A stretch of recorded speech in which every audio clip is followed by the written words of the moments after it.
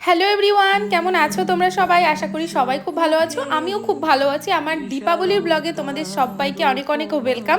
আশা করছি সবাই খুব ভালোভাবে দীপাবলি কাটিয়েছো বা কাটাচ্ছো। আমি কিন্তু এখনো খুব ভালোভাবে দীপাবলি কাটাচ্ছি, কারণ আমি থাকি ধূপগুড়িতে, আর ধূপগুড়ি মানেই কালী পুজো। আজকের ব্লগটা কালী পুজোর দিনের ব্লগ। সেদিন আমি সকালবেলা স্নান দান কমপ্লিট করে সমস্ত কাজ করে বেরিয়ে পড়েছিলাম বাজারের উদ্দেশ্যে। বাজারে আমার তখনও কিছু কাজ বাকি ছিল, যেমন জামা কাপড়ের ফিটিংস তখনও পর্যন্ত সম্পূর্ণ হয়নি। আর আমাদের এখানে বোমের মেলা বসেছিল, সেখানে গেলাম, টুকটাক দু একটা জিনিস কিনলাম। সেদিনকে মার্কেটে এতটাই ভিড় ছিল যে ঠিকভাবে কিছু দেখে কেনাই যাচ্ছিল না। আর এই বছর আমাকে আমার কাছের মানুষগুলো অনেকগুলা বাজি দিছে, যেগুলা দিয়ে হয়তো একটা দোকান খোলা যাবে। আমি কিন্তু কিচ্ছু কিনে না, আমি জাস্ট দুইটা ফানুস কিনছি। তারপর এই তো সবকিছু নিয়ে ভিড়ের মধ্যে ঠেলাঠেলি করতে করতে বাড়ি চলে আসলাম। আর সুন্দর সুন্দর প্যান্ডেল দেখতে বেরোবো রাত্রের বেলা বাজি পোড়ানোর পর। এখন আমরা সন্ধ্যাবেলার জন্য রেডি হচ্ছিলাম। সব শেষে দেখি এমা হাতে তো নেল পালিশই পরা হয় নাই, এন্ড মুহূর্তে গিয়ে নেল পালিশটা পরলাম।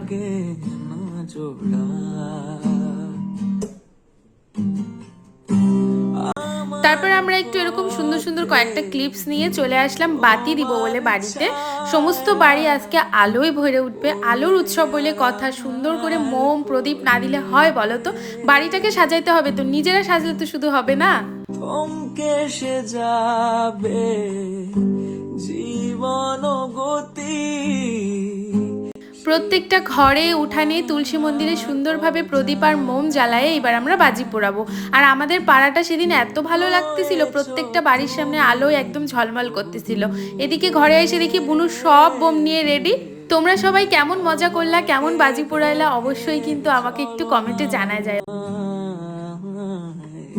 আমার ভাইকে দেখো কি সুন্দরভাবে বাজি পোড়ানো দেখতেছে, মানে ও ভাবতেছে এগুলো কি হচ্ছে, কারণ ওর জীবনে তো এগুলো প্রথম, এবার ফার্স্ট ও এত কিছু দেখতেছে।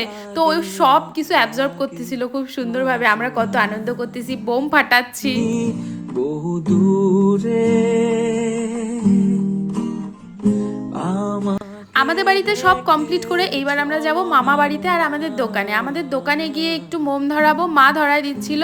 তারপর যাব মামা বাড়ি। মামা বাড়ি তো একদম ফাঁকা, থাকে শুধু দিদন একা আর দুই মামা। ছেলে মানুষ আর কি আনন্দ করবে বলো? তাই আমরা চলে গেছিলাম দিদনের সাথে একটু টাইমটাকে স্পেন্ড করার জন্য, একটু আনন্দ করার জন্য।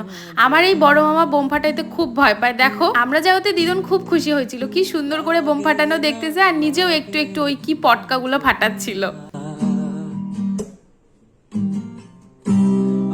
এরপর আমরা বাড়ি গিয়ে রেডি হচ্ছিলাম ঠাকুর দেখতে যাব বলে। পরের ভিডিওতে দেখাবো কোথায় কোথায় ঘুরলাম। টাটা।